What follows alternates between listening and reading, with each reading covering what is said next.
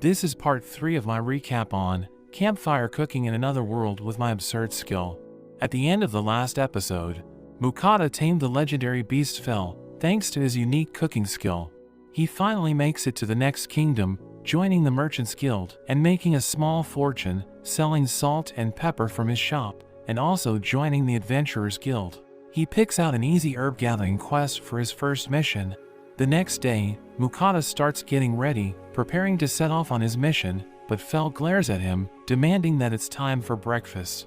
The two make it to the fields, but Fel says he is still hungry. There wasn't enough ingredients, so Mukata tells him he should go hunting again. Fel agrees, but worries about Mukata's safety if he is not around, saying he can feel that there are monsters around. Fel tells him not to worry, casting a protective barrier on him. He dashes off, telling Mukata to have lunch prepared for him. Mukata starts his quest, searching for his herbs, but it's an easy task for him because he can use his appraisal skill on the field to easily find the right herbs. He is able to easily complete the mission, and even wonders if he will get a bigger reward for collecting more than the requested amount.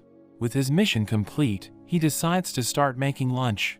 Since he is out of meat, he decides to make a cheap meal he can buy from his shop, which turns out to be spaghetti. As he is preparing the meal, Fel returns with a rock bird, saying he enjoyed the teriyaki from the other day.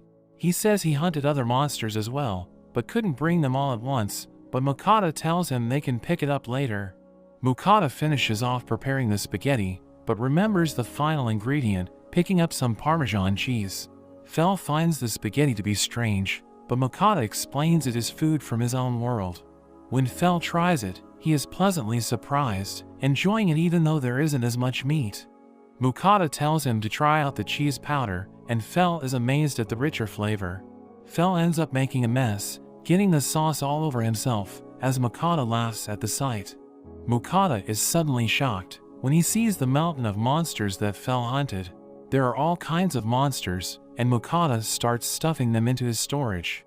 He wonders if everything is edible when he recognizes an orc, but Fel tells him that orcs are considered delicacies, essentially just treating them as walking pigs. With all the monsters stored up, it's time to head back to the town.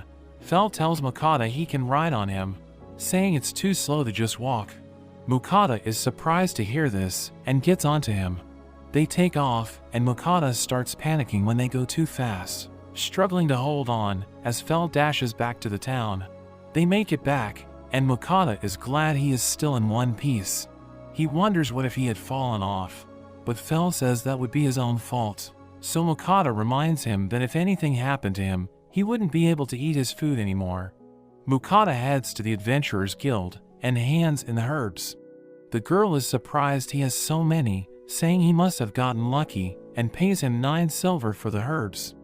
Mukata then asks about selling monsters, surprising the girl, but he points over to Fel, and the girl is stunned to see him. She quickly regains her composure and points him over to the guild butcher. Mukata pulls out an orc, and the man worries about space, so they head out to the back. The butcher tells Mukata he has heard about him from the rumors around town. Mukata pulls out the mountain of monsters, shocking the man with the amount, and that there are also some A-ranked monsters. Mukata asks him to skin all the monsters, saying he will sell all the materials except for the meat. With so many monsters, the butcher tells him to come back the next day. Mukata asks him to skin one of the monsters so they can have something for dinner, so the man prepares one of the orcs for him. Mukata starts preparing dinner, and we learn his storage skill can keep his food from spoiling. He cuts up the orc meat, coating it with flour, and fries it up. He finishes it off with some leftover sauce from that lunch. Fel devours the food, saying that orc meat is much more tender than regular boar meat. Mukata is turned off by the image of the orc, but when he tastes it, he is pleasantly surprised, learning not to judge things before trying them out. The next morning, Mukata heads back to the butcher's. There is a mountain of meat, and the man hands him his gold for all the materials. He is paid 202 gold, and Mukata is shocked at the amount of money.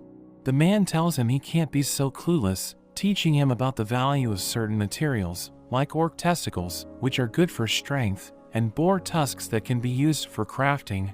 The man also hands him some demonic stones that contain magic powers and are dropped from the A-ranked monsters. The man tells him that people around town have been talking about him, debating about whether Fel is really a Fenrir or just a great wolf. As Mukata walks through town, he can hear the people debating. He thinks it's time that they left, and tells Fel they shouldn't stay in the same place for too long. Fel says he doesn't mind, but says he is hungry again after seeing the mountain of meat. The two make their way out of the town and find a place to set up camp. As Mukata goes to prepare dinner, he decides to treat Fel to a feast since he made him so much money. He pulls up his shop, showing Fel all the meats from his world, and he suddenly thinks it's raining, but it's really just Fel drooling over seeing the options. Mukata orders a bunch of food and creates a platter of mixed meat from his world. Fel is amazed by the different textures and flavors, having never eaten such foods before. Mukata follows up with the main dish, cooking up some Japanese black wagyu, but Fel is disappointed by its small size. However, when he tastes it, he is instantly blown away, and Mukata tells him it's from a cow that was specially raised. Fel is surprised that people in his world raise their food, since monsters just appear in this world, but he can't argue with the results. Meanwhile in the town, we see the two guild clerks chatting about Mukata. The merchant girl thinks the other must have a thing for Mukata, but she really just has a thing for Fel. After their feast, Fel is energized, saying he could even beat up a dragon. Mukata gets worried hearing this and uses his appraisal skill on him. He is shocked to see that Fel has a massive boost to all of his stats. With all his energy, Fel decides to go hunting, but Mukata worries about being left alone. Fel casts his barrier on him, and telling him it would be enough to even stop a dragon's breath. Fel runs off, and Mukata is left behind. And trusting in Fel's barrier, he just prepares his bed and goes to sleep. Fel goes on a rampage through the forest, taking out a rock bird with a single slash, using lightning magic to destroy a giant deer, wiping out a pack of orcs with his magic, and even when an orc general approaches, it is no match for him. There's a chimera beast that appears, but Fel unleashes a devastating lightning attack against it, causing a huge explosion. In the morning, Mukata can't believe himself when he finds 3 mountains of monsters all around him. Fel agrees that he might have gone a little overboard, but he boasts about taking the chimera with a single attack when he normally would have had trouble against it. Seeing the effects of the black wagyu, Mukata has no choice but to ban it from his menu. But that's where this video ends. I hope you enjoyed the video. Remember to like and subscribe to the channel. Hit the notification bell so you don't miss out on the next episode. Thanks for watching, and I'll see you next time.